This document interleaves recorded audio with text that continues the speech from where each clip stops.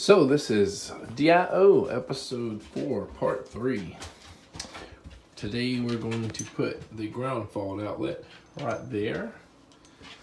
Just wanted to show you, when you buy washing machine hoses, you got a really long pile of hoses. So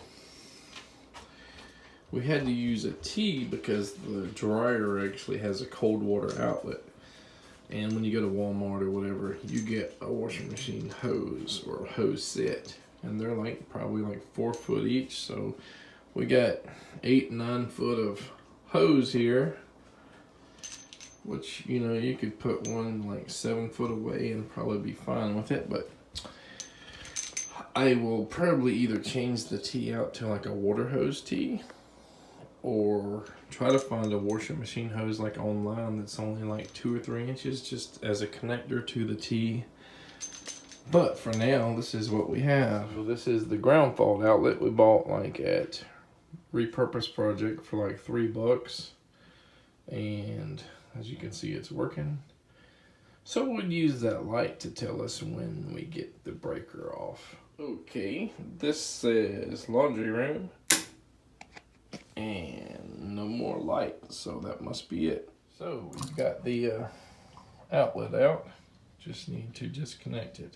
So in one of our other parts of this video, I said, well, could it have been up to code to not put a ground fault outlet on? I'm not sure, when the time, 30 plus years when this was built. But let's see if we can zoom in there. 15 amp, that would not have been up to code for a laundry washing machine.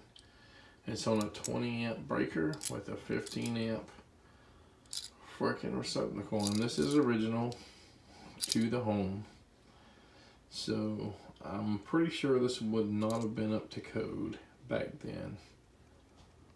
Just a regular receptacle outlet. So it's hard to tell 100% if it's a 15 or 20 amp outlet, because not all the 20 amp outlets have that little line that goes across on here. Most of them do.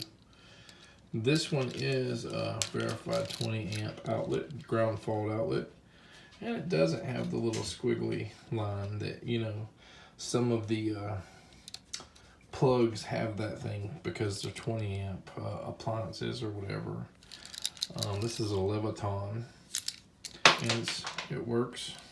So we're going to hook this up. Got it on. Let's flip the breaker. There it is. Looks like it's working.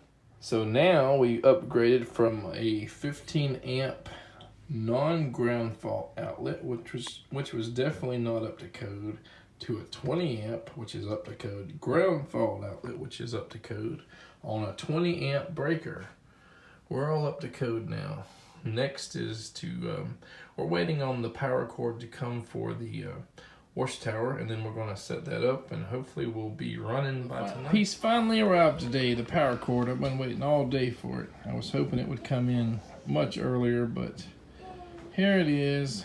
It's already nighttime. We're going to try to see if we can get this Washtower done. We got the cord wired in now.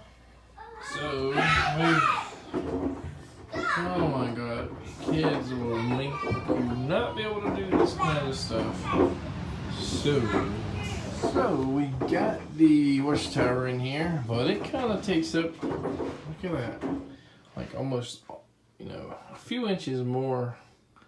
It takes up a lot of space. And that's as far as I can put it to the wall, because the exhaust or vent, duct, is basically just being almost smushed against the wall. Not flattened, but it's touching. So there's really no wiggle room to put the washer back, and Natalie's not really happy about that. So we might end up just going back to plan A, which is to let Frank put the Washtower back in the master bath. I don't know. I mean, I don't really like how tight it is here, but we technically, other people technically could use it besides Natalie. If she goes here, she's squished between that wall there and this. There's no really easy way for her to use it. And this thing is so heavy and tall. The ceilings in here are not very tall. So once we got the dolly in the hallway, we kind of had to go, you know, kind of just tilt it back and forth and shimmy it in, and look what it did to our new painted floor. So we kind of suspected it could do something like this, and we said, well, once it's set there, if we're happy with it, we'll just paint over the floor again. But either way, we'll figure out soon, hopefully, what we're going to do with this. So it's kind of bittersweet that we got everything, you know, spent another 70 or 100 bucks on installation stuff to make it work in here, and we'll just see.